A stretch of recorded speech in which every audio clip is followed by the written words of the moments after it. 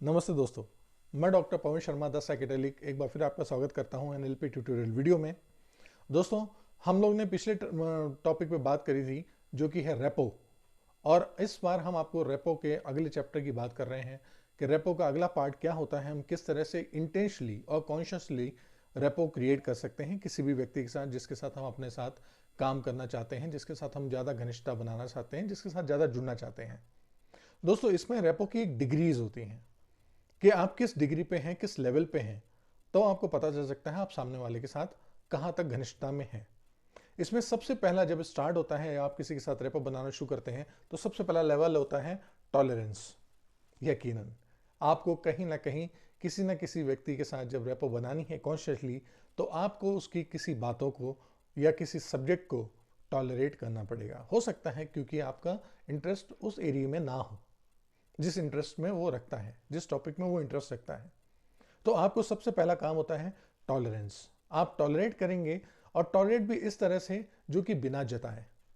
जब आप जता देंगे तो यानी कि वहीं से आपके साथ डिस्टेंस शुरू हो गया। आपको टॉलरेंस करना पड़ता है, आपको पेशेंसली ये बात सुननी पड़ती है, समझनी पड़ती है कि वो आखिर उसमें इंटरेस्ट क्यों रखता है, किस वजह से उसका इंटरेस्ट यहाँ ज़्यादा है, और ज़्यादा से ज़्यादा इन्फॉर्मेशन आपको सीख करनी होती है, इन्फॉर्मेशन कलेक्ट करनी होती है। और जब अपने पास इन्फॉर्मेशन आप लेते हैं, तब आप उस धीरे धीरे आप रुझान शुरू करते हैं अपना भी, कि मुझे भी उस सब्जेक्ट में रुझान है।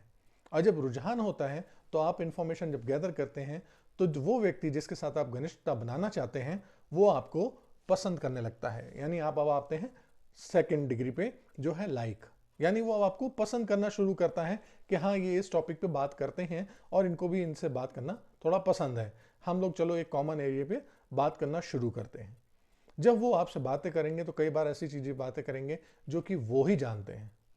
और वो अपने आप को ऐसा बताएंगे कि हम इस सब्जेक्ट में मास्टर हैं, हम इस एरिया में मास्टर हैं।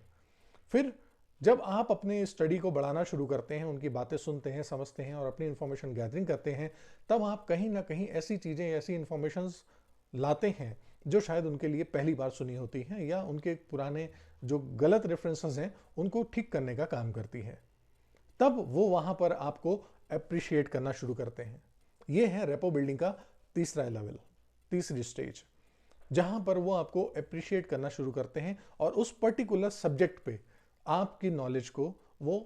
लाभान्वित होते हुए आपको पसंद करते हैं, अप्रिशिएट करते हैं, आपकी बढ़ाई करते हैं और आपको सम्मान देते हैं कि हाँ, वाकई में आप इस सब्जेक्ट के बारे में, इस विषय के बारे में ज़्यादा अच्छी जानकारियाँ रखते हैं। तो आपकी कही हुई इन बातों को वो सहमति देना शुरू करते हैं और उसमें इंटरेस्ट लेकर के आपको पसंद करते हैं, और इस बात को एडमायर करते हैं कि वाकई जितना इंटरेस्ट वो रखते हैं किसी सब्जेक्ट में, उतना ही इंटरेस्ट आप भी रखते हैं। अब आ जाता है रेपो का वो लेवल, जब अगर एक बार उस लेवल पे पहुंच गए तो यानी आपके लिए चमत्कार इतने बढ़ जाते हैं कि आप अनचानी चीज़ें भी महसूस करना शुरू कर देते हैं और फेस करना शुरू कर देते हैं। वो है एडवोकेसी, एडवोकेट। यानी जिसके साथ आप जुड़ रहे होते हैं, जिसके साथ रेपो बनाना शुरू कर रहे होते हैं, वो जब आपके चीज़ों को लाइक करता है, अप्रिशिएट करता है, और उसके बाद फिर वो ऐसा आपका एडवोकेट बन जाता है कि जब भी आप कोई भी बात कहें, चाहे वो उसी सब्जेक्ट की हो जिसमें आपका कॉमन इंटरेस्ट है या फिर किसी और सब्जेक्ट पे,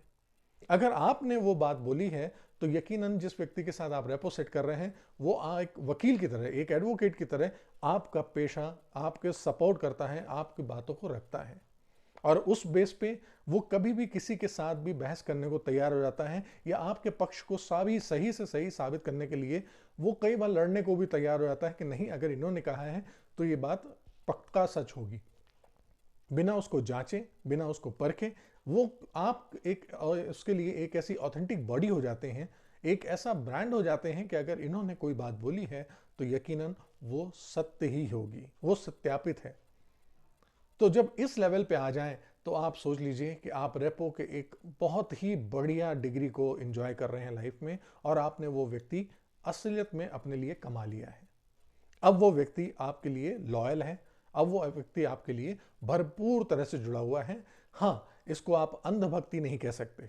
अंधभक्ति का मतलब ये होता है कि आपने कुछ भी बोला और वो ऊट पटांग आपके साथ सहमति होता है। अंधभक्ति एक गलत चीज है, जो कि आपको गलत डायरेक्शन में ले जाती हैं। एडवोकेसी एक वो होती है जिसमें वो तर्क के साथ आपको सही साबित करता है, ना कि सिर्फ अंधभक्ति के साथ ही वो आपके पीछे अंधविश्वास की तरह चलना शुरू कर देता है। एडवोकेट का मतलब ये हो जाता है कि वो अपने ज्ञान, अपने तर्क, अपनी नॉलेज, अपनी जितनी भी संवेदनाएं हैं, जितनी भी चेतन है रूप से उसकी जानकारियां हैं, उसकी तरह से वो आपके ज्ञान का पक्ष करता है और वो कहता है कि यदि आपने ये बातें बोली हैं तो यकीनन इसके पीछे कहीं ना कहीं कोई तर्क होगा, कोई बेस होगा, कोई एक ऐसा साक्ष्य होगा जिस वजह से आपने ये बात कही है, इसलिए आपकी बातों का वो मान रखते हुए उस पर एडवोकेसी यानी उसकी वकालत करता है कि अगर इन्होंने ये बात बोली है तो एक सत्य पराकाष्ठा होगी और उसकी वो एक सत्यापित प्रति होगी।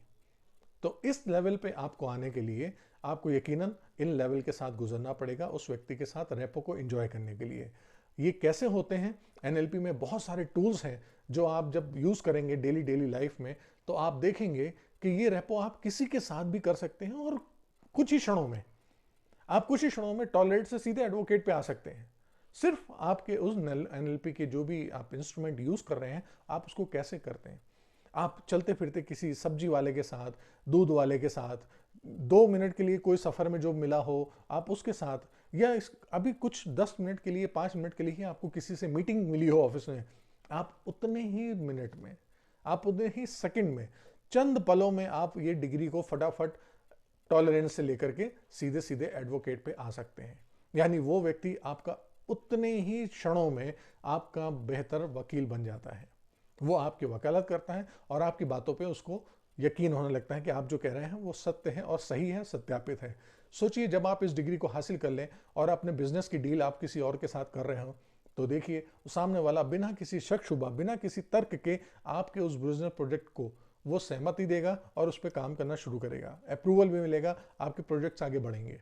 इसी तरह से जब आप रिलेशनशिप में होंगे तो आप समझ सकते हैं कि वो आपका अगला साथी ये कहेगा कि आप एक कॉमन गोल में हैं,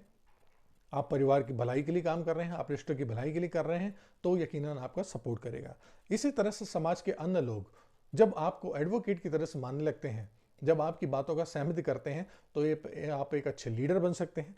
आप एक अच्छे समाज सुधारक बन सकते हैं, आप एक अच्छे विचारक बन सकते हैं, आप एक अच्छे लेखक बन सकते हैं, आप एक अच्छे प्रेरणा बन सकते हैं, आप एक अच्छे प्रेरक व्यक्ति बन सकते हैं जिसको कि कई लोग फॉलो कर रहे होंगे, एक आप अच्छे रोल मॉडल बन सकते हैं, आप एक अच्छे एक्टर बन सकते हैं, आप एक अच्छे स्पीकर बन सकते हैं। ये तब होता है जब आप इस लेवल पे ले आए खुद को कि लोग आपको एडवोकेट की तरह से सामने सामने लोगों के सामने वकालत करें आपकी कही हुई बातों का। तो इसके लिए आपको अपनी फिजियोलॉजी, अपनी न्यूरोलॉजी, अपने कम्युनिकेशन मॉडल, इन सब पे काम करना होता है और उनको आपको एक स्तर पे लाना होता है कि आप हर एक के साथ सही सही मैच कर सकें, कहीं भी मिसमैच ना हो और हर एक को लगे कि बस जो ये कह रहे हैं वो मेरे ही तालमेल के साथ बिल्कुल सटीक मैच करता हुआ है। जब वो ये सोचने लगेंगे कि आप उन्हें बेहतर समझते हैं, यकीन मानिए वो आपको भी बेहतर समझना शुरू कर देंगे। उम्मीद करता हूं आपको ये वीडियो पसंद आया होगा। आप अधिक जानकारी के लिए हमारी वेबसाइट पर जा सकते हैं, हमारे दूसरे वीडियोस देख सकते हैं और भी कोई जानकारी चाहिए हो तो हमारे कमेंट सेक्शन पे लिख सकते हैं। आपका दिन शुभ हो। धन्यवाद।